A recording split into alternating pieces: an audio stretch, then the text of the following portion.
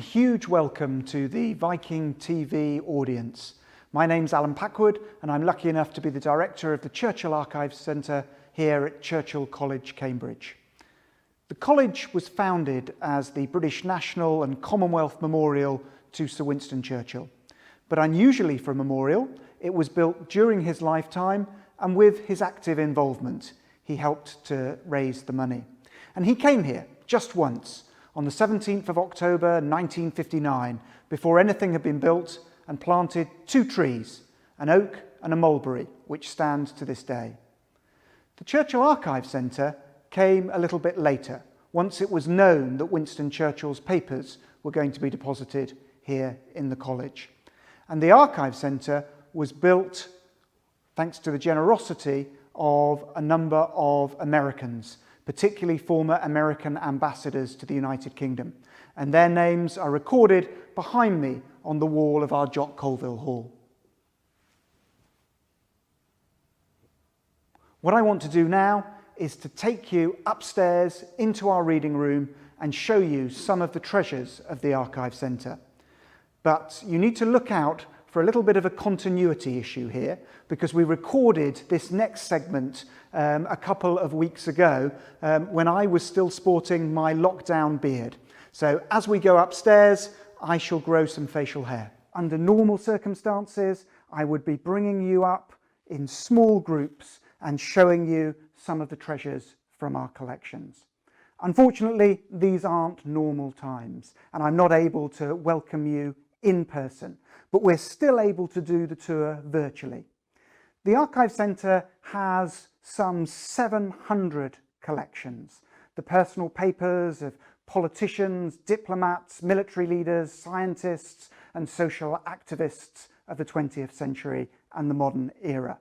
And my colleagues have helped me make a selection for you this afternoon. And I hope that this selection will give you an idea of the range of our holdings and the types of material that you find within them. Okay, so let the tour begin. And we start here with a document relating to Churchill. In fact, a document kept by Churchill. This is a special request for my good friend Michael Norridge, who I believe is watching from New York. But what is it? Well, if we look at the document, we can see that it's most secret. The designation that the British used instead of top secret during the Second World War. We can also see that it's copy number one, but number one of what? Well, we look here and you can see that it is the draft of a joint declaration, but not just any declaration.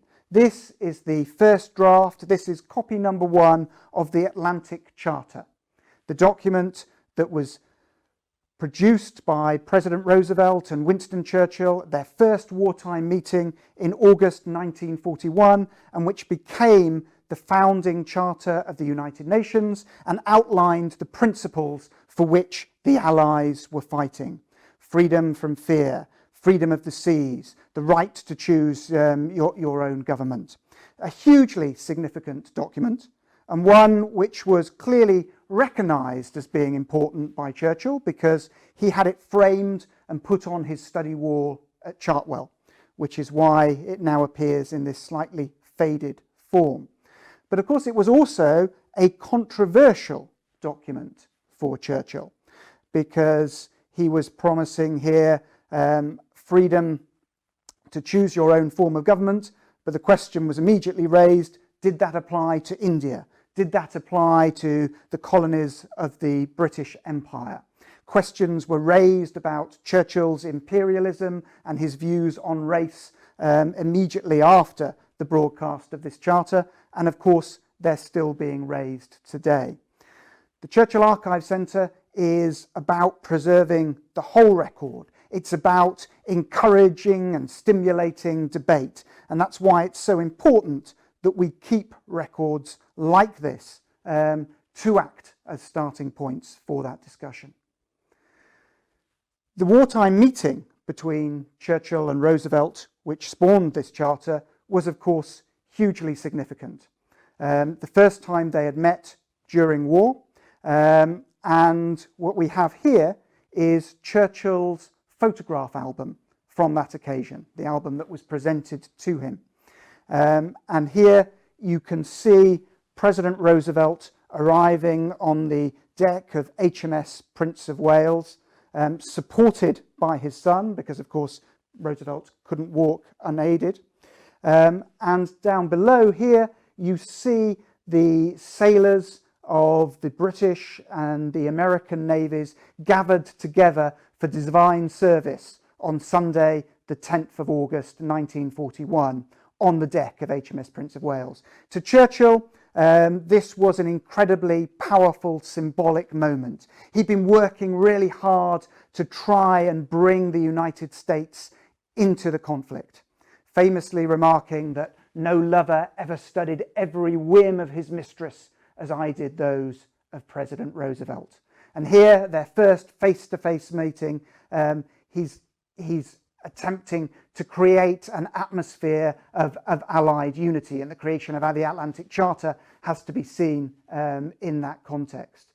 The images here are given added poignancy by the fact, of course, that the Prince of Wales, the ship that had carried Churchill over to Newfoundland, is sunk just 4 months later off the coast of Malaysia, and that most of the sailors that you see in these ranks here perish on that future occasion. So a very moving image, both in terms of the time, but also with the benefit of hindsight. Well, couldn't bring you to the Churchill Archives Centre and not show you an original Churchill speech. And they don't get much more famous than this, because what I have in front of me here are Churchill's original speaking notes for the speech that he gave on the 5th of March 1946 at Westminster College, Fulton, Missouri. A speech where he talked about the dangers of Soviet expansionism and warned that from Stettin in the Baltic to Trieste in the Adriatic, an iron curtain has descended across the continent. He was there as a guest of President Truman, and for Churchill, this marked his return to the international stage after his defeat in the 1945 general election. The great thing when you look at the original speaking notes is the way in which Churchill has set them out. They're set out on the page like poetry, in this blank verse format that his office called speech form. And you can see why he does this when you look at the text on the page. Because, of course, what it does is it gives him the pauses, it gives him the rhythm, it gives him the emphasis. Churchill was an orator who prepared extremely thoroughly and carefully. But it was only fairly recently that we were able to see how carefully he prepared this particular speech. Because just a few years ago, we received from the estate of Sir Martin Gilbert, the late Churchill biographer, some of the notes, the drafts for the Iron Curtain speech, which had become mixed up with his papers. And when you look at these, you can see how Churchill worked, and they give you a real insight into his thought process, into the way in which he crafted his oratory. The way Churchill worked is that he would dictate. The duty secretary would take down his words with a state-of-the-art silent typewriter and then pass the typescript back to Churchill for him to annotate. And here you can see that he has been through these drafts several times, here using both a red pen and a blue pen to make changes, corrections, annotations. And it's fascinating to look at these and to see what they tell you about the way in which Churchill is crafting this speech. So when you look at the final speaking notes, you can see that in the end, he decided to go with a joke at the opening. making light of the fact that he is glad to come to Westminster College because the name Westminster was somehow familiar to him. He has reached that point after quite a lot of work. His original introductions here are much more complicated. It is also an honour, perhaps almost unique, for a private visitor to the United States to be introduced to an academic audience by the President of the United States amid his heavy burdens, duties and responsibilities. So you can see how he's simplified things and how he's gone for the joke and the laugh right at the beginning. You can also see here that he has taken out a reference that he was going to make to the American Civil War, based on the fact that Jefferson Davis had been welcomed to Westminster College. And he removes the whole passage, clearly realising that the Civil War was perhaps a subject still too sensitive for the US audience. But when you get into the real substance of the speech, you can see that him also thinking about the whole question of Russia and how to deal with Russia. And again, he struck out a whole passage here about British relations with Russia and goodwill during the Second World War. He struck that out, and he chose to focus obviously on the Iron Curtain and the challenge facing the world today. Of course, within the archives, we don't just have the speech notes, but we also have a lot of the related correspondence, including the original invitation for Churchill to deliver the speech at Westminster College, which reveals, of course, why he was so keen to go there, why he was so keen to accept, because the invitation has been annotated at the bottom, and there's this handwritten codicil which reads, "This is a wonderful school in my home state. Hope you can do it. I'll introduce you. Best regards, Harry Truman." So the reason, of course, that Churchill goes to Fulton, Missouri is it gives him an opportunity of seeing the president, travelling with the president, being introduced by the president, and he knows that if he goes, he will have the eyes of the world's media upon him. So this is an excellent way of relaunching himself on the world stage. It won't surprise you to know that the Churchill papers are an enormous collection. His own personal archive runs to 2,500 boxes, about 1 million items. Everything from his childhood letters and school reports through to his final writings. But of course, that's only part of the story here, because we've been able to gather around Churchill the papers of his contemporaries, the people he worked with, some of the people who worked for him, some of the people who opposed him. And we also have the papers of many of his family members who were, of course, able to observe him at close quarters and were able to see the private man behind the public figure. And a few years ago, we took in the papers of Mary Soames, Churchill's youngest daughter, and an honorary fellow of Churchill College, sadly no longer with us. And her papers include her wartime diaries. Now, when the war started, she was a girl of just 17, but she had to grow up very, very fast, and it wasn't long before she was accompanying her father on some of his key wartime visits. She attended the Quebec conference and met President Roosevelt. She was at Potsdam with Truman and Stalin.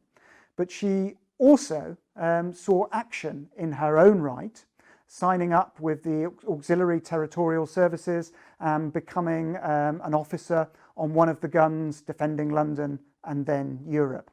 And the great thing is that Mary kept a diary all of the way through the Second World War.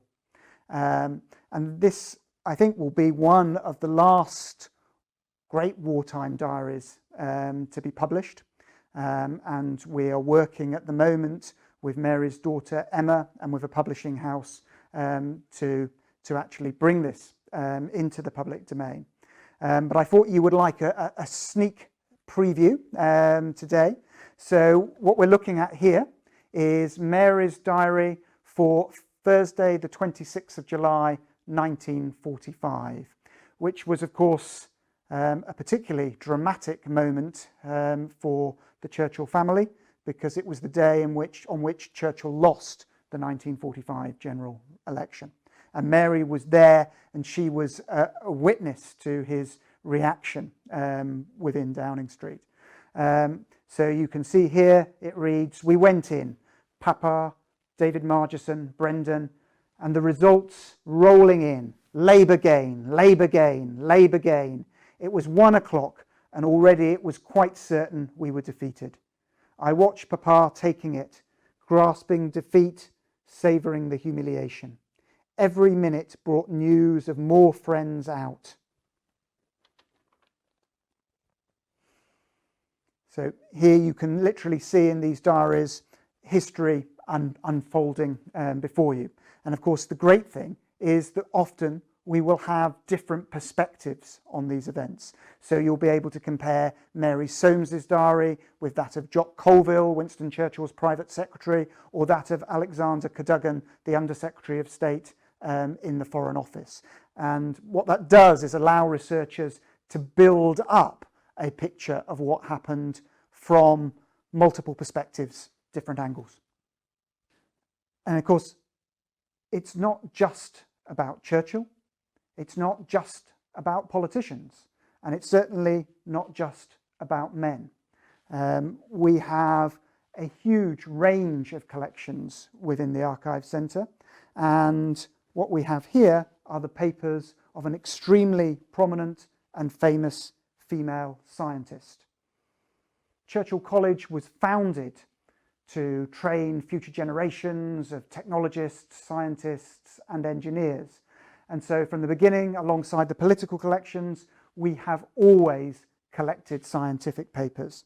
And what we're looking at here is Rosalind Franklin's scientific notebook for 1953. And of course, 1953 was the year of the big breakthrough in DNA. She was in London while Crick and Watson were in Cambridge, but her notebook gives wonderful insights into her thought process, into her research, and shows how close she was getting to a double helical structure of DNA. So, like the speech notes, the value of a notebook like this is that it plunges you back into the moment, strips away the layers of hindsight, and allows you to go temporarily inside Rosalind Franklin's head and to give you a real insight into her thinking. We also have a lot of documents that shed light on the environment in which she was working. We have the papers of the scientist Aaron Klug, a Nobel Prize winner in his own right, who worked with Rosalind Franklin on the tobacco mosaic virus after she'd finished her work on DNA. And his papers include this wonderful account of the working conditions at Birkbeck when they were working on tobacco mosaic virus. So you can see, it says here, the X-ray tubes were down in the basement, and sometimes the condensation on the pipes resulted in drops of water falling from the ceiling. And I have a vivid picture of Rosalind sitting under an umbrella, carrying out the delicate operations for setting a tobacco mosaic virus camera. So, insights into what it was like to conduct that research. And we have a photograph of the laboratory at Birkbeck here. For those of you who are interested in knowing more about Rosalind Franklin and her work, you can access her archive online through the website of the Wellcome Foundation. And my colleague Madeline Evans has also put together a wonderful online display which you can see on our website to mark the recent centenary of Rosalind's birth. And flowing on from Rosalind Franklin, it's not just scientists, but also social scientists and social activists and campaigners whose papers you will find within the Archives Centre. These were people who were not necessarily part of the mainstream establishment, not part of the Whitehall machine, but yet able to affect huge change at both national and local levels. And there are two examples of collections that I want to highlight here that are currently being worked on by my colleague Sophie Bridges. And she has played a key role in helping us build up our social science collections. What we have here are some notes by Michael Young. Michael Young is probably best known to most of you as the man who was involved in founding initiatives for wider education, so like the Open University and the National Extension College, and for championing consumers' rights by founding the Consumers Association. Featured here are the original field notes for Michael's research about working class migration from Bethnal Green in the East End of London to Debden, an Essex housing estate. They were the basis of his PhD and then of the book that he co-authored with Peter Wilmot called Family and Kinship in East London, published in 1957, which was a hugely influential publication and which argued strongly for the importance of maintaining existing working class communities and family structures. And what's interesting about these files is that it was thought that none of the original survey notes had survived. And yet we were able to find a few in an accession which came in a few years ago from the Young Foundation. So these are of incredible interest to social historians, both as a means of studying the communities that Michael Young was serving, but also for the insights that they provide into his methodology and into his work. Because John Lawrence, who used to be here in Cambridge, now at Exeter University, has used these notes to show that some of the conclusions reached by Young and Wilmot were not necessarily supported by all of the evidence that they gathered. And next to Michael Young, we have the papers of Margaret J, Peggy J. She was a long-serving Labour councillor in London, so you have the London link between the two collections, but she was also a great campaigner. She was the author, the chair of the J Report into mental handicap, nursing and care in 1979, and you can see here Barbara Castle congratulating her on producing that report. And she was someone who campaigned on health issues, including children's healthcare and children's hospitals. And health links to this final exhibit here, which is from the papers of Margaret Thatcher. My colleague Andrew Riley has been cataloguing these papers. And what you see here are a series of files from August 1989 relating to prime ministerial visits and engagements. And of course, these survive not just for this period, but for the whole of Margaret Thatcher's premiership, providing a wealth of information. But the one that I've selected here relates to a visit that she paid in August 1989 to the Mildmay Mission Hospital in London, again linking it back to the Peggy J and Michael Young material. And the Mildmay Mission Hospital was treating AIDS patients. And this was a private visit paid by the Prime Minister. You can see her briefing notes here, where she has underlined key points with her blue pen.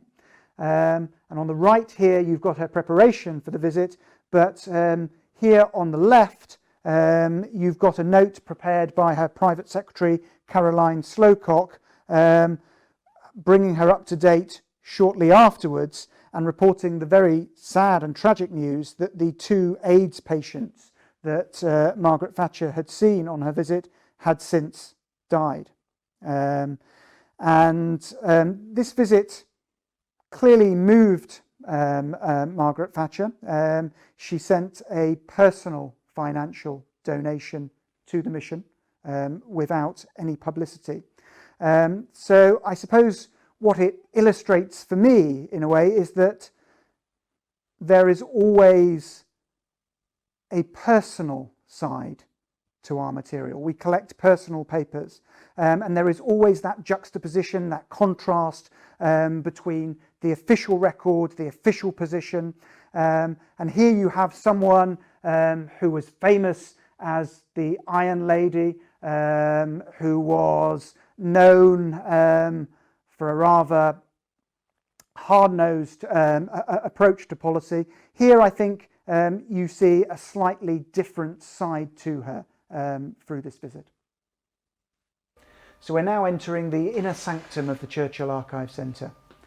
This is one of 5 strong room areas in which we actually house the original papers. So this is a controlled space, it's a secure space, it's kept at the optimum temperature and humidity for the storage of paper, and we have mobile shelving to maximise what we can keep in here. And as you can see, everything in acid-free boxes, within the boxes in acid-free folders, and everything labelled up with the details of the individual collection and then the folders in the file. So I've completed my walk around the table. 7 examples, 7 sets of documents from different collections, which hopefully capture and illustrate the range of material that is available for researchers within the Archive Centre here. From Churchill to Thatcher and now beyond, from international relations to science and social sciences. The real strength of the Archive Centre is the body of interrelated material that has been assembled and captured under one roof. And our mission is a very simple one. It's to preserve it so that it's here not just for us now, today, but for future generations, but it's also to make it as widely available and accessible as possible. When our reading rooms reopen, our hope is that anyone will be able to make an appointment to come and visit and to undertake research. But we're also now looking harder than ever at ways in which we can take this material to a wider audience. The Churchill papers have been digitised, working with the commercial publisher Bloomsbury. Margaret Thatcher's papers have largely been digitised, and a selection is freely available through the Margaret Thatcher Foundation website. Rosalind Franklin's papers are, as I said, available through the Wellcome Trust website. And we will be looking for other strategic partnerships, other opportunities to digitise more and more of the information in our care and to make that available remotely. We're also very keen to support the wider exhibition of our material, and we're determined to continue to collect and to build the archive and the Archive Centre here. So my message is one, first of all, of thanks. We would not be able to do all the things that we are able to do. We would not be able to preserve and present the collections without your support. And of course, my second message is a predictable one: long may it continue. To quote Churchill, which seems appropriate, give us the tools and we will finish the job. Hello everybody, good evening ladies and gentlemen. I hope you enjoyed that taster of the Churchill Archives Centre, and I hope you realise, of course, that it only scratches the surface of the many treasures that we have, which means that there is plenty of scope for questions. And I'm delighted that there are questions coming in. So I'm going to launch straight in. And our first question comes from Richard in Peterborough. not far from here in the UK, and from Henrietta in Albany in the United States. And you are both asking about whether or not it is possible to visit the Churchill Archives Centre and how one goes about booking a guided tour. Well, in normal times, and assuming that we will go back at some point to normal times, it is possible to visit the Archive Centre. We're open Monday to Friday, 9 to 5, and all you need to do is to ring up and make an appointment. But having said that, of course, we are not a museum. We're not a tourist attraction in the same way that Chartwell, Churchill's house in Kent, or Blenheim Palace, or the Churchill War Rooms are. We are basically a repository where we house this treasure trove of material, and we're a research centre where people can come in and look at the materials. So normally we ask our visitors to make an appointment and then to consult the catalogues online, identify what they want to see, and then come in. The first time you arrive in the Archive Centre, you'll be asked to register with us, which means showing some form of identification, and then you'll be given your own research desk where you can sit down with your laptop computer, with your digital camera, and you can then go through the collections and order up the documents that you want to see. So you can have your own tailored experience, and myself and a professional team of archivists and conservators are on site there to help you navigate through the collections. So anyone is welcome to visit Churchill College, visit the Archive Centre, and undertake research in our reading rooms.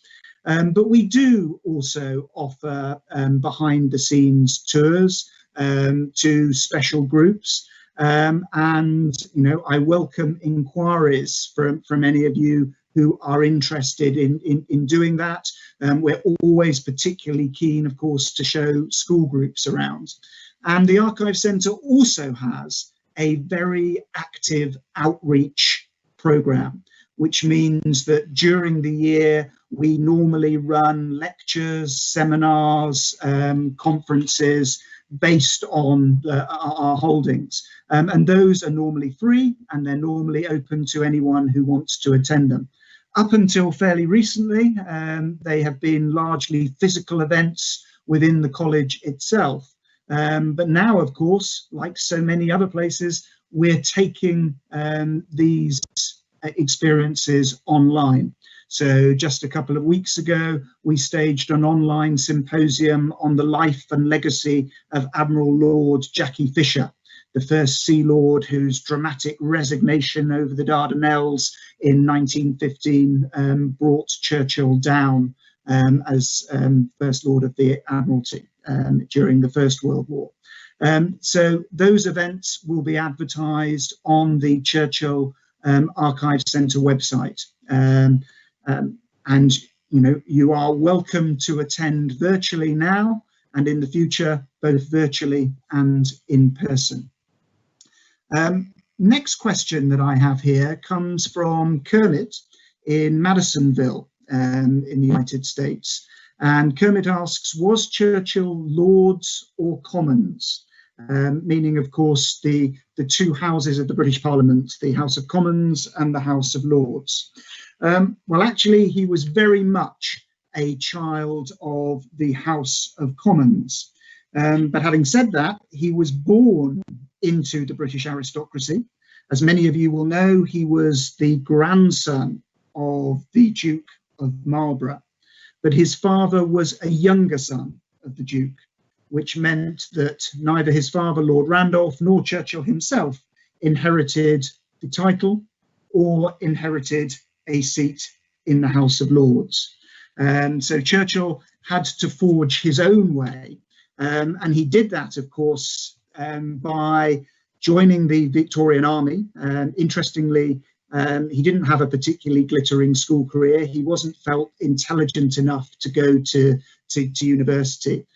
So he goes into the Victorian Army, and his strategy is to transfer himself to as many dangerous places as possible around the world, to get himself shot at, to get himself noticed, but then to write these things up as newspaper articles and ultimately as books, so that his whole career is underpinned and launched by words, by his writing. And he uses this raised profile to get himself into the House of Commons, to get himself elected as a young man, aged just 25, in 1900.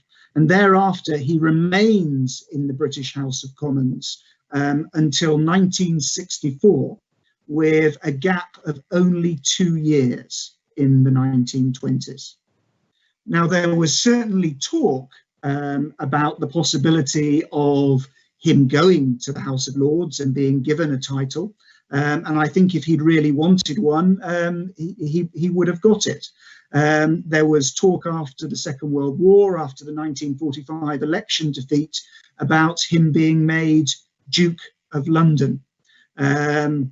But Churchill, of course, was adamant that he'd just been given the Order of the Boot by the people, didn't want to go to the Lords. What he wanted to do at that stage was to fight back, to restore his own personal honour and reputation, and to win a general election, and to prove that he could be a peacetime Prime Minister as well as a wartime Prime Minister. And Churchill always enjoyed the cut and thrust of debate in the House of Commons. And of course, the House of Commons is where the real power was and still is. There was a point in the 1920s where if Churchill's cousin, the Duke of Marlborough, had died without issue, Churchill might have inherited the title. And if he had have inherited the title, he would have gone to the Lords. He wouldn't have been able to renounce the title at that point. So he wouldn't have been in the Commons, he would have been in the Lords, and he would have been removed really from the front rank of politics. You have to remember that one of the reasons that Lord Halifax gave for turning down the premiership in 1940 was that he did not believe he could lead a wartime administration from the House of Lords. He felt that in time of crisis, you would have to be Prime Minister from the House of Commons. And of course, that's where Churchill was. So Churchill, very much Commons, not Lords. Next question is from Stephen in Concord in the US. And Stephen asks if the collection is still being added to today, and what are the most recent documents that have been added to the archive, and where these are sourced from. Again, that's another great question. The Churchill Archive, of course, was built to house Winston Churchill's personal papers. And one of the differences between the US and the UK is that we don't have presidential archives that bring together the official and the personal material. In terms of our prime ministers, our leading politicians, they get to keep their own personal documents. That's their private correspondence, their correspondence with friends and family, their political correspondence, party material, speeches, literary material. But their official material, they are not meant to keep. That is meant to be handed back to the civil servants in their dispatch boxes, and then to disappear into the Cabinet Office, only to reappear 30 or 50 or 70 years later in the National Archives. Whereas in America, in the presidential libraries, you have the private and the official material side by side.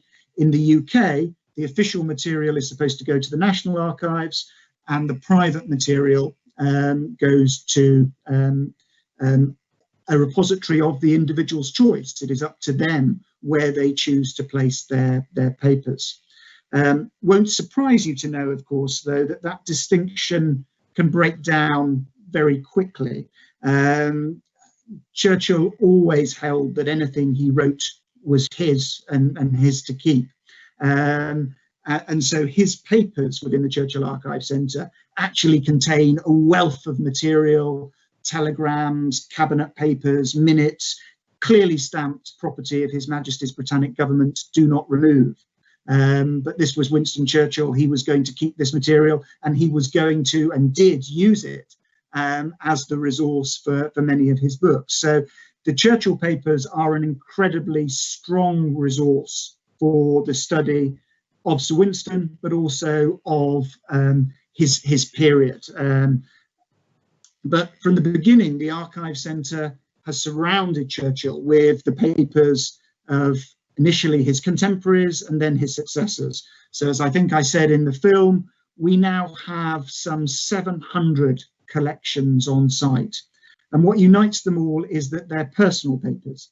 The personal papers of prominent politicians, diplomats, military leaders, and scientists. What we're trying to do, I think, is really build up an archive for the study of leadership and strategy and policy in modern Britain.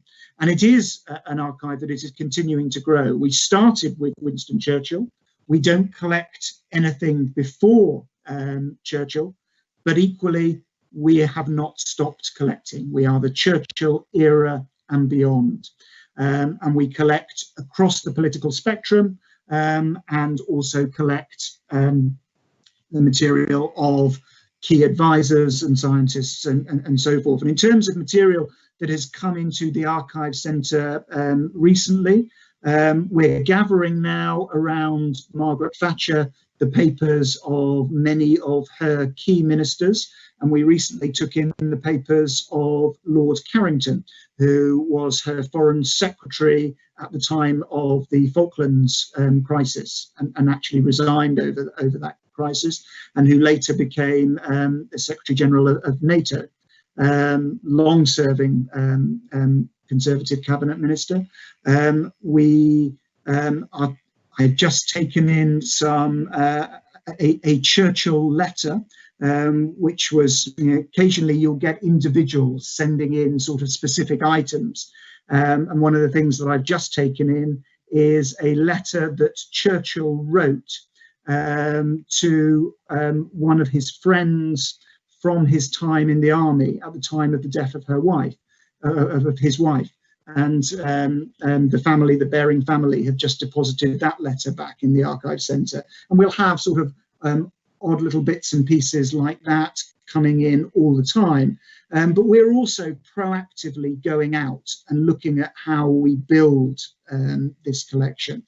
And I'm delighted to say that we now have the papers of 4 prime ministers: Winston Churchill, Margaret Thatcher, John Major, which we're in the process of cataloguing at the moment, and also Gordon Brown, although that archive hasn't arrived yet, but he's pledged it to the Archive Centre.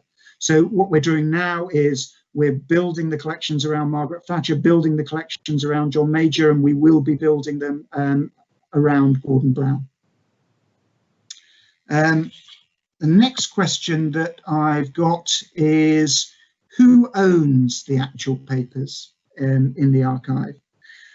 Well, as I've just said, really, we're talking about people's personal papers, and it's those individuals who decide to place their papers in the Archive Centre. In the past, some of those collections have been placed with us on loan from the families, although increasingly we are now working to convert those loans to gifts, and going forward we're very keen to acquire material as gifts, for the simple reason, of course, that we are going to invest a lot of time, a lot of money and a lot of expertise in conserving those papers, preserving them and cataloguing them. And what would be disastrous would be for someone to appear out of the woodwork in 50 years' time or 100 years' time, saying that the material was on loan, that they had a claim to that material and they were going to withdraw it and sell it.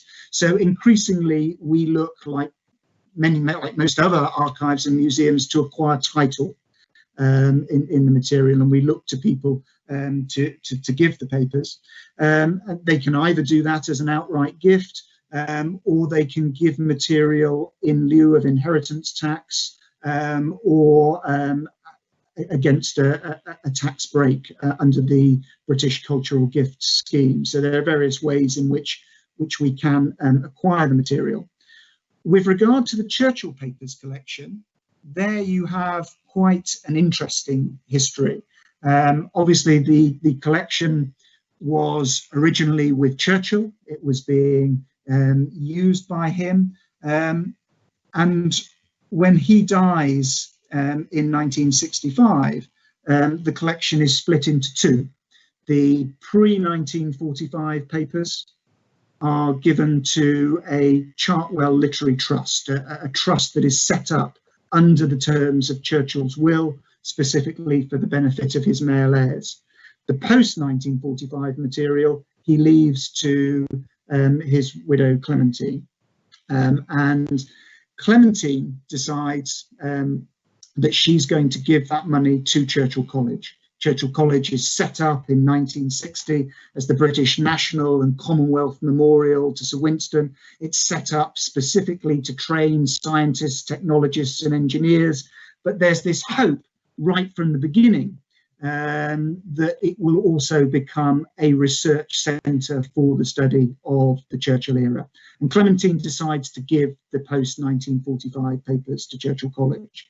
And it's on the back of that gift that the college crosses the Atlantic, engages with various wealthy Americans, particularly former American ambassadors to the United Kingdom, and persuades them to group together to fund the bricks and mortar and the dedicated endowment of an archive centre. So the archive centre is then built and opened in 1973, and all of Churchill's papers are then transferred into it in the 1970s. But the pre-1945 papers remain in the possession of the Chartwell Literary Trust. So you can imagine that behind the scenes there are quite interesting and complex negotiations taking place between Churchill College, the British Cabinet Office, and the Chartwell Trust and the Churchill family about the long-term future of this collection and how to secure it. And in the end, that impasse is broken with the help of the new Heritage Lottery Fund in 1995, which is used to purchase the collection for the nation. So the Churchill Papers collection, 2,500 boxes, about 1 million items, the personal papers of Sir Winston, are now owned or are now administered by the Sir Winston Churchill Archive Trust, which is a registered charity, a non-profit, which is set up to ensure that those papers remain in the Churchill Archive Centre and to make sure that the Churchill Archive Centre looks after them properly and responsibly. There is a similar arrangement in place for Margaret Thatcher's papers. And I've just sort of touched on the family. There's a question here from Wallace in Midland, who says that Celia Sands, Churchill's granddaughter, is a friend of mine. What input and or comments has she had on specific documents? Well, I mean, Celia is also a great friend of the Churchill Archives Centre, a great friend of Churchill College, and has become a wonderful personal friend of mine. For those of you who don't know, she is Winston Churchill's granddaughter, and by his daughter Diana and the British politician Duncan Sands. And she is also a broadcaster, writer and historian in her own right. And she has written a number of books on Churchill's early life and adventures. And that, of course, means that she has used the Churchill Archives Centre quite extensively for her books. And she has also been very gracious in promoting the work and supporting the work of the Archives Centre all around the world. And indeed, the Archives Centre and Churchill College have maintained a very close relationship with the Churchill family more generally. Winston Churchill had 5 children, so he of whom there's Diana, Randolph, Sarah, Mary, and then Marigold, who tragically died in infancy. Diana, Randolph, and Mary all had children of their own. So there are many Churchill grandchildren and now great-grandchildren around, and we continue to work with the family, and they've been very helpful in terms of supporting our events, opening our exhibitions, and so on. I've been talking about the Churchill papers. Nancy from Leewood asks, what is the significance of the circle with Churchill's initials inside that we see on his documents? Well, Nancy, I think you've got very good eyes, clearly, to have picked that out from the video. But all of the papers in the Churchill collection carry a stamp. The pre-1945 papers are stamped with a Chartwell Trust stamp. The post-1945 papers are stamped WSC for Winston Spencer Churchill, but it indicates that they were part of the material that was owned by Clementine Churchill and which she gave to the college. Now, those stamps were put onto the papers in the 1960s. It was done while Churchill was still alive, and it was done while his estate was being sorted out. It's not something that we would now do, and when we get new documents coming in, we don't stamp them. But it does have an enormous advantage for us, because it means that if at auction a document were ever to appear that had a Chartwell's Trust stamp or a WSC stamp, then we would immediately be able to cry foul, put up our hands and say that has come from the Churchill Papers collection. It's either been taken while the material was still in his possession, or perhaps removed from the collection in the Archives Centre. I have to say that we have a number of measures in place within our reading rooms to try and minimise the chance of such a theft occurring. And all of the Churchill papers have now been digitised. That's the result of a commercial partnership with the publishing house Bloomsbury, the people who brought you Harry Potter. They've reinvested their Harry Potter gains in Winston Churchill. They've digitised the entire collection. We continue to make it freely available in Cambridge, and they sell it to other research libraries and institutes around the world, which then in turn generates a royalty stream back to the Archives Centre. But I'm straying away from the question. The significance of the circle with Churchill's initials is that it proves that material is part of Churchill's collection. Glenn from Portland in Oregon is asking about the other collections that we have at the Archives Centre, and I've touched on this already, and I think it also was touched on in the video presentation. But initially, the idea was to surround Churchill with the papers of his contemporaries, the people who worked for him, with him, sometimes against him. So, we have certainly the papers of other key family members. We have Clementine Churchill's papers, which include all of the personal correspondence between her and Winston, the private letters, which she kept, and which their daughter Mary Soames published in a book called Speaking for Themselves. But those, are absolutely fascinating collection, because the letters take you right through from their engagement in 1908 to the sort of final letters in the early 1960s. And of course, Churchill, in his letters to Clementine, is often at his most frank. And Clementine is the one person who could tell him things that no one else could, although she also preferred to do it in writing rather than face to face. So that correspondence contains a very famous letter from June 1940, when Clementine writes to him and says that she thinks there's a danger that he's becoming too sarcastic, rude and overbearing. And she relates how she's agonized over whether or not to tell him and send this letter, that she's written it out at Chequers once and then torn it up, but here it is now. But telling him basically what nobody else could, that apart from the King, the Archbishop of Canterbury and the Speaker of the House of Commons, he could sack anybody and everybody. And therefore, with this great responsibility, he has to combine Olympic calm. And you can see the role that she is then playing as key confidant, advisor, and as his sort of rock. We have the diaries of Mary Soames, the Churchill's youngest daughter, and those diaries have now been catalogued, they've now been digitised, and we're working with Mary's daughter Emma on publishing them next year.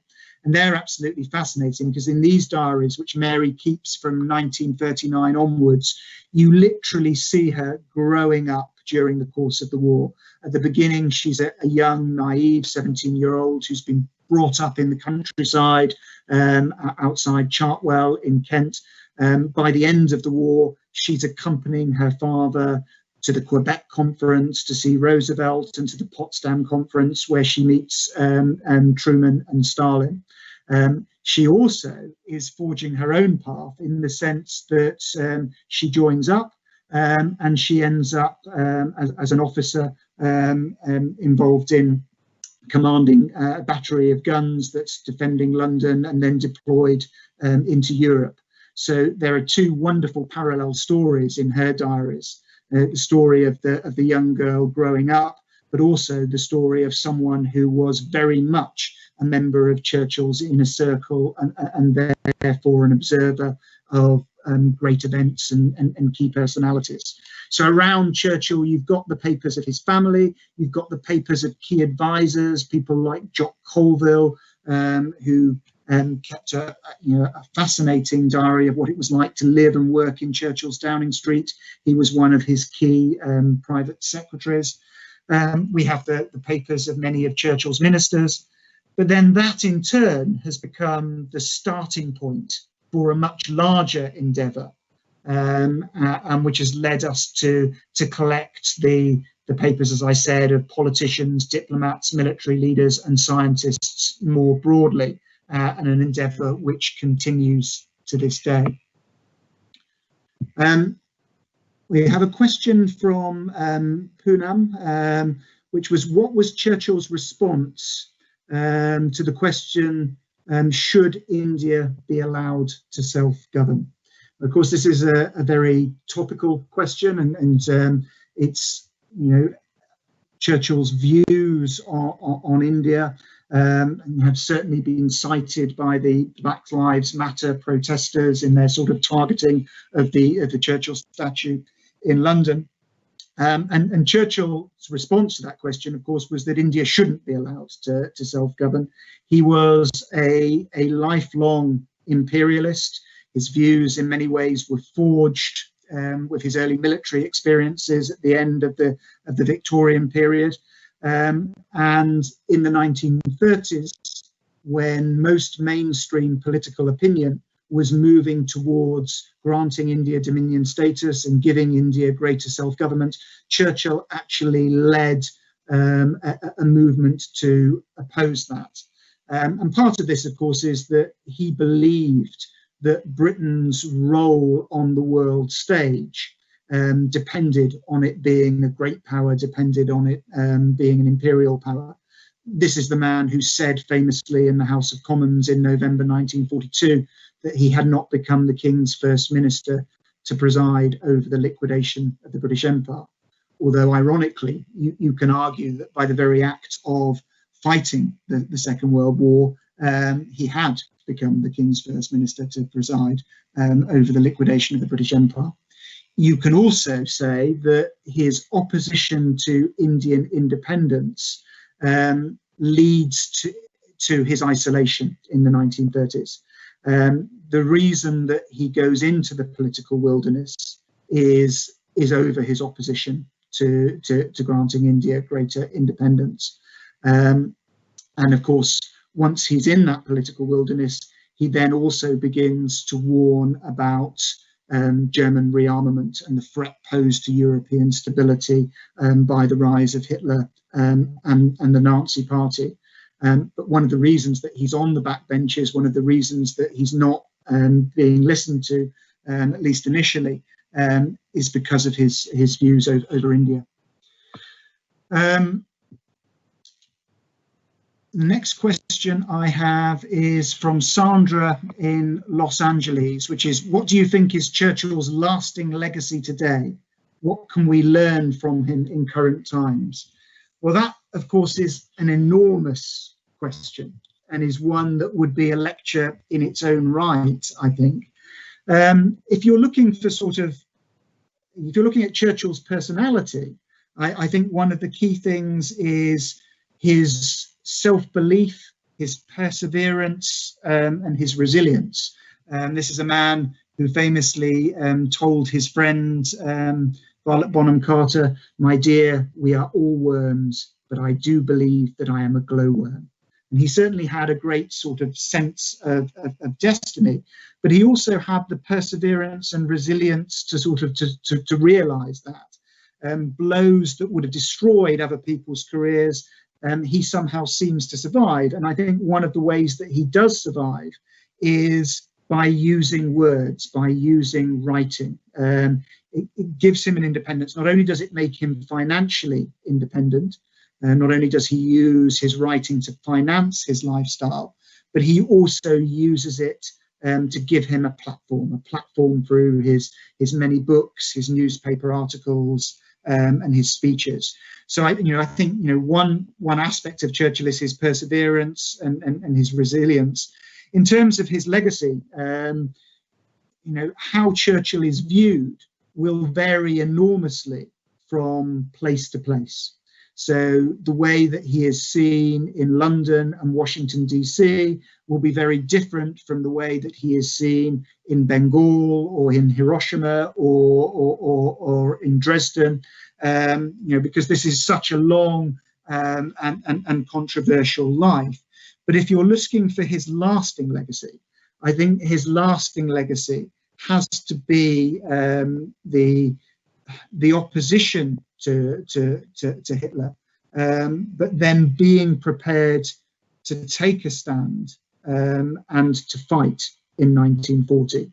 And it's quite clear that wasn't a view that was shared by everyone within the British political establishment. Equally, it has to be said that it's not a decision that he takes on his own. And one of Churchill's achievements is in forging both a British national coalition and forging an international alliance against the Axis powers. If we've got time just for a couple of questions, I know we're now beyond 8 o'clock. I will try and get as far through this pile as I can. So from Dennis in Largo, we have a question. Our president's election loss may have been a surprise. Was Churchill's loss in 1945 a surprise? I think the answer is it was certainly a surprise to him.